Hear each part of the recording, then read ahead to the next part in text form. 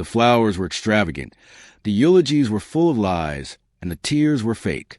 From the back of the grand hall, disguised in a simple servant's uniform, billionaire Chief Adebayo watched his own funeral.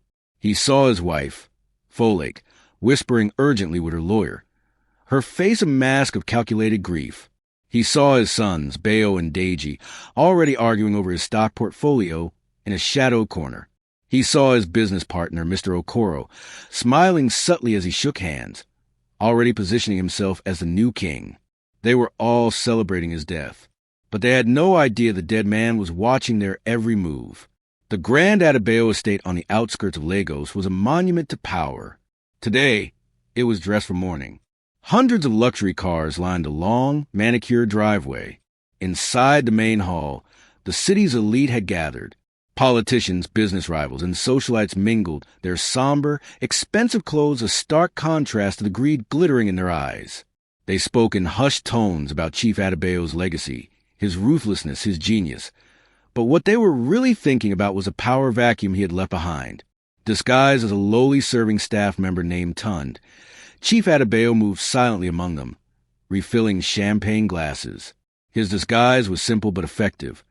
A plain uniform, a slight stoop in his posture, and a face trained to be utterly unmemorable. It was a role he had practiced for weeks with the help of his only true confidant, Dr. Bello, the man who had signed his fake death certificate, citing a sudden, massive heart attack. From his vantage point, Adebayo had a perfect view of the theater of hypocrisy. He watched his wife, Folake, a woman he had once loved, dabbing her dry eyes with a silk handkerchief for the cameras. As soon as the reporters turned away, her expression hardened. She leaned towards her personal lawyer. The offshore accounts. Adebayo heard her whisper, "Are you sure they can't be traced back to me? We need to liquidate them before the boys find out." Adebayo's heart, very much alive, felt a cold pang.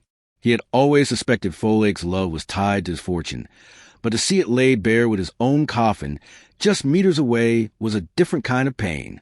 He then looked towards his sons. Bayo, the eldest, was brash and arrogant.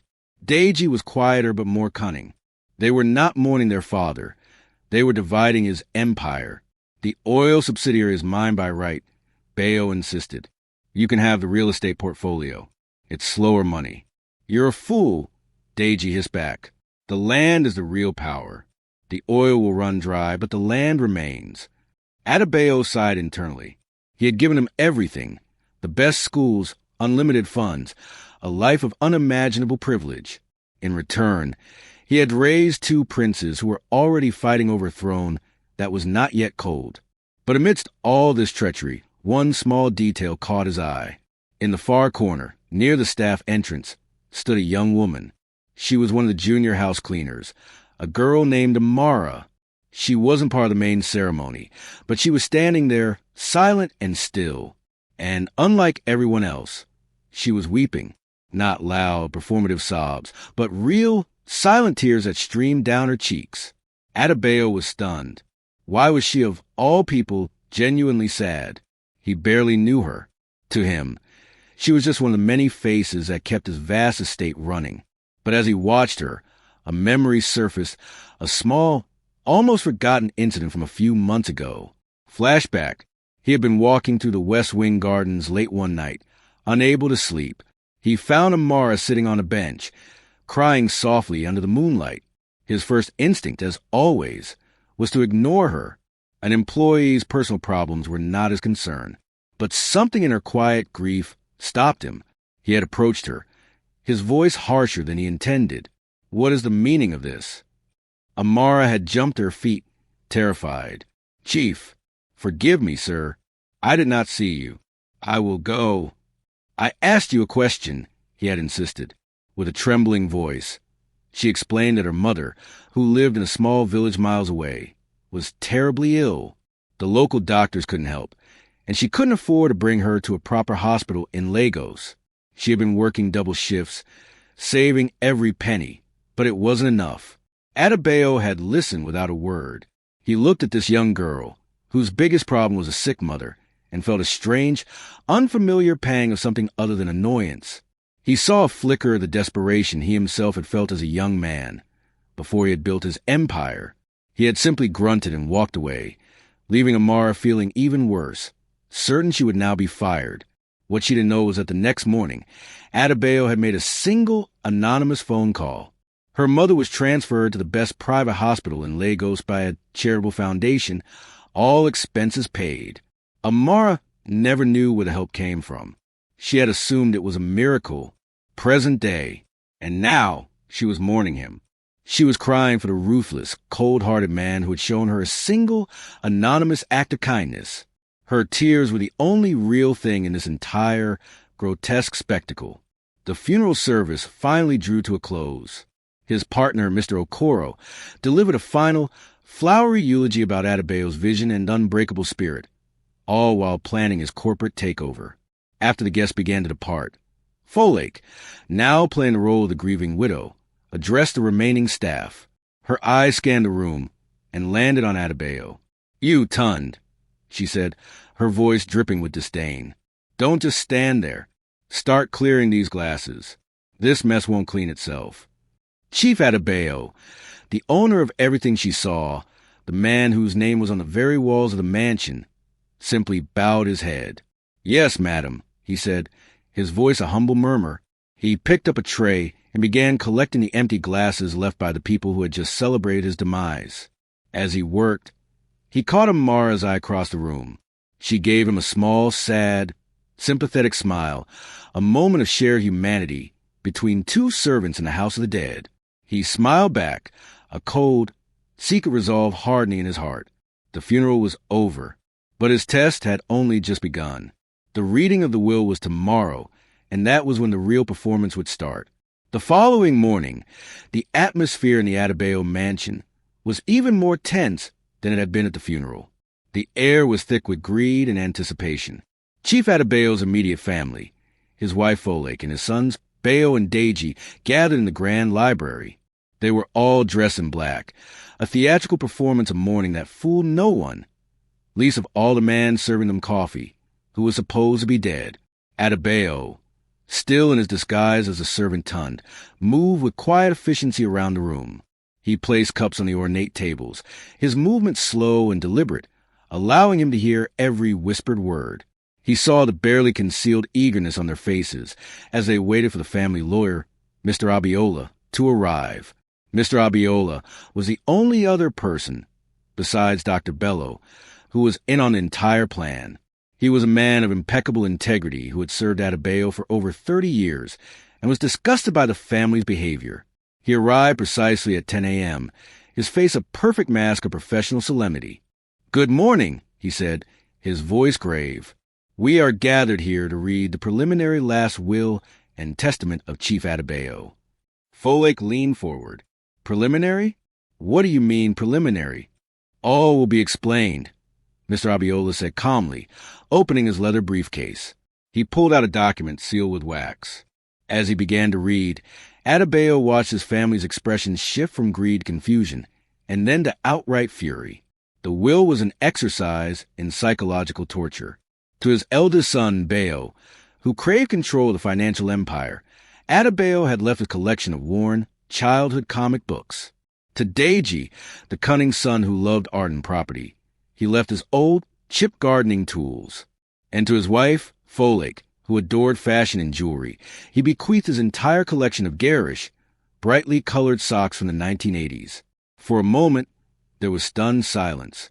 Then Bayo exploded. "This is a joke. A sick joke. He must have lost his mind before he died.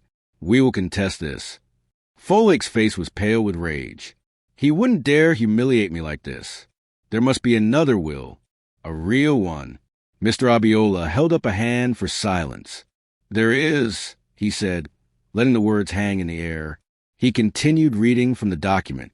"My main fortune, my companies, my properties, and all my liquid assets," he read, quoting it directly, "will be dealt with a final testament. This final will shall be read exactly 1 week from today. During this week, my estate will be frozen and managed by a temporary trustee. The final inheritance will not be based on blood right, but will be bestowed upon the person or persons who demonstrate true character and loyalty to my memory in the days following my death. Chaos erupted. The families stared at each other, no longer as relatives, but as rivals in a sudden, high-stakes game. They had 1 week to perform their grief, to prove their loyalty. And one final clause, Mr. Abiola added, looking over his glasses. The temporary trustee who will observe the family's conduct and report his findings to my legal team is a man of my complete confidence. He is my longtime associate, Dr. Bello. Adebayo had to suppress a smile. The plan was working perfectly. He had set the stage for a week of frantic, hypocritical performances. The days that followed were a macabre circus. Folake suddenly transformed into the grieving widow, holding dramatic press conferences on the mansion's lawn, announcing the launch of a Chief Adebayo Charity Foundation for bereaved wives. In private, Adebayo watched her attempt to bribe company executives to back her as the new chairwoman. Bayo and Deji, in a desperate attempt to appear loyal, began visiting their father's grave daily, bringing enormous wreaths of flowers and weeping for photographers they had secretly tipped off. When they thought no one was watching, Adebayo saw them on their phones, ruthlessly trying to poach each other's business contacts. Throughout this circus, Adebayo, as the invisible Tund, was their silent observer. He served them their meals as they plotted. He cleaned the rooms where they made their treacherous phone calls. They ignored him completely, seeing him as nothing more than a piece of furniture. Their arrogance was his greatest advantage, but his focus was on Amara. He sought her out during his duties, engaging her in quiet conversation. "You seemed very sad at the funeral," he said to her one afternoon as they were both polishing the silver. Amara looked up, surprised that he was speaking to her. "He was a good man," she said simply. Adebayo, disguised as Tund, feigned confusion. "But everyone said he was a ruthless monster." Amara paused, then shook her head. "The world saw a monster," she said, her voice soft. "But I saw a man who, when he thought no one was looking, had a kind heart." She then told him the story of how her mother's hospital bills had been mysteriously paid. "I don't know who did it," she said, "but it happened right after I spoke to him. I have always believed it was his final, secret act of kindness." Hearing this, Adebayo felt a profound emotion he couldn't name. This girl, who had every reason to be cynical, had held on to a single act of goodness and defined him by it. She saw the man he could have been, the man Isabella had wanted him to be. This confirmed everything. The week drew to a close. The family gathered in the library once more, each of them wearing an expression of smug confidence, certain their performance had been the most convincing. Folake spoke of her successful charity launch. Bayo and Deji presented photo albums of their mourning at the gravesite. They looked at each other with pure hatred, each believing they were the rightful heir. They didn't notice the servant, Tund, standing silently by the door. They didn't see the cold, hard look of judgment in his eyes. And they certainly didn't notice Dr. Bello entering the room, followed by the lawyer, Mr. Abiola, who was now carrying a different, much heavier-looking final testament. The final act was about to begin. The air in the library was thick with anticipation. Folake, Bayo, and Deji sat like coiled snakes, their eyes fixed on a heavy document in Mr. Abiola's hands. They had each spent the week crafting a narrative of the profound grief, and they were now ready to claim their prize. Adebayo, still in his role as a humble servant Tund, stood silently by the door, a final, invisible witness to their greed. Mr. Abiola cleared his throat, the sound echoing in the silent room. "We are gathered to read the final and binding testament of Chief Adebayo," he began. "But before I do, there is a person Chief Adebayo wanted to acknowledge. He left very specific instructions about this." The family looked around, confused. Mr. Abiola's eyes scanned the room and settled on the servant standing by the door. "Tund," he said, his voice firm, "would you please step forward?" Folake scoffed. "Tund, what is this nonsense? He's a servant. Get on with the will." "All in due time, madam," Mr. Abiola said calmly. Adebayo, as Tund, took slow, deliberate steps toward the center of the room, his gaze fixed on his family. Their faces showed a mixture of annoyance and confusion. Dr. Bello, who had been standing near the fireplace, stepped forward. Chief Adebayo was a man of many secrets, he said, his voice carrying the weight of authority. His greatest secret was not in his business dealings, but in his understanding of the human heart. As he spoke, Adebayo reached up and slowly removed the simple cap from his head. He then took off the plain, wire-rimmed glasses that had helped obscure his features.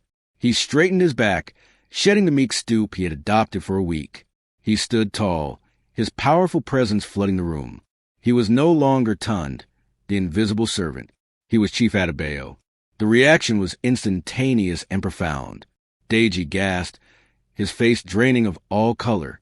Bayo's jaw dropped, an expression of comical disbelief frozen on his face. Folake let out a small, strangled shriek, her hand flying to her chest as if to ward off a ghost. "But you're dead," she stammered, her voice a terrified whisper. "We held a funeral. I saw the death certificate.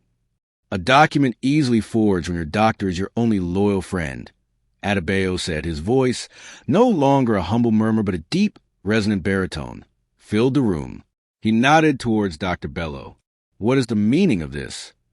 Bayo finally managed to shout, finding his voice. "This is insane. What is the meaning of this?" Bayo finally managed to shout, finding his voice. "This is insane. The meaning is simple," Adebayo said, his cold eyes moving from his wife to his sons. "I wanted to see you for who you truly are, and you did not disappoint. I attended my own funeral and saw not grief, but greed. I spent a week in my own home and witnessed not loyalty, but a disgusting race for my throne." He turned to his wife. "You, Folake, while I was lying in my coffin, you were already plotting to liquidate my assets. Your tears were for the cameras, but your whispers to your lawyer were for your bank account." He then faced his sons. "And you too. You fought over my empire like vultures over a carcass before it was even cold. Not once did you speak of a single fond memory, a single lesson I taught you. You spoke only of oil, of land, of money." He began to pace the room, his presence completely dominating the terrified family. "I gave you all a final chance, a week to show an ounce of character. And what did you do? You put on a pathetic play, a circus of fake tears and hollow gestures." He paused and turned to a hidden speaker system in the room. "Let's review your performances, shall we?" With a nod to Samuel, who was in a control room elsewhere, a voice filled the library. It was Folake's, a recording from a hidden microphone, talking to her lawyer. "Forget the foundation. Just make sure the Swiss accounts are secured in my name only." Next came Bayo's voice, on the phone with an executive. "My brother is a fool. Align with me now, and I will make you a vice president when I take over." Then Deji's, "Father is gone. The old ways are over. Sell the shares," he sentimentalized. "I want liquid cash." The family sat in stunned, horrified silence, their treachery laid bare. Adebayo let the silence hang for a moment before delivering his final judgment. He walked over to the fireplace and took the heavy document of the final will from Mr. Abiola. "This," he said, "is now void." And with a single, powerful motion, he ripped the will in half and tossed it into the flames. "There is a new will," he announced. "My real will, Mr. Abiola, if you please." The lawyer handed him a single sheet of paper.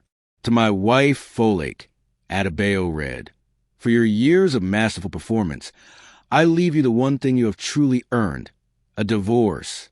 You will leave this house tonight with nothing but the clothes on your back. To my sons, Bayo and Deji," he continued, his voice like iron, "for showing me the true value of the education and opportunities one gave you, I leave you each a token amount, enough to learn the value of starting from nothing. You are both fired from the company, effective immediately. You are on your own." They tried to protest, to plead, but his expression silenced them. "But what about the company? The fortune?" Bayo stammered. Adebayo's hard expression softened for the first time. "My fortune is not going to those who crave it," he said. "It is going to the only person who has proven she deserves it." He turned toward the library door. "Amara, please come in." The door opened and Amara entered, her eyes wide. She was no longer in her servant's uniform, but in a simple, dignified dress. During the commotion, Samuel had quietly found her and explained a part of the situation. Adebayo walked to her. "In a house full of hypocrisy," he said, his voice now gentle, This young woman was the only person who shed a real tear for me, not for my money, but for a single act of kindness. She has more character and integrity in her little finger than all of you have in your entire bodies. He turned back to the stunned room. I am dissolving my old company and starting anew. The majority of my fortune will be placed into the Isabella Adebayo Foundation for Education and Enterprise, named for my late mother. Its purpose will be to help young, honest people with dreams, but no resources.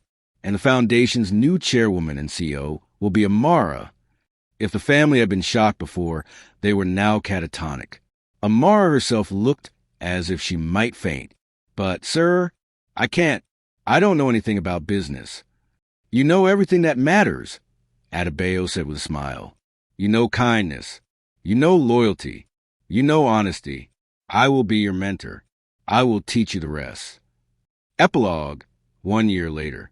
The Isabella Adebayo Foundation was the most respected philanthropic organization in the country. It had funded hundreds of scholarships and small businesses, changing countless lives. It was run with quiet efficiency and profound compassion by its young CEO, Amara. Chief Adebayo, now semi-retired, had finally found peace. He served as the foundation's chairman, guiding Amara with the wisdom of his years. His ex-wife and sons had vanished from the public eye, struggling to adapt to a life without their father's immense wealth. The final scene takes place at a graduation ceremony for the foundation's first scholarship recipients. Adebayo and Amara are sitting in the front row.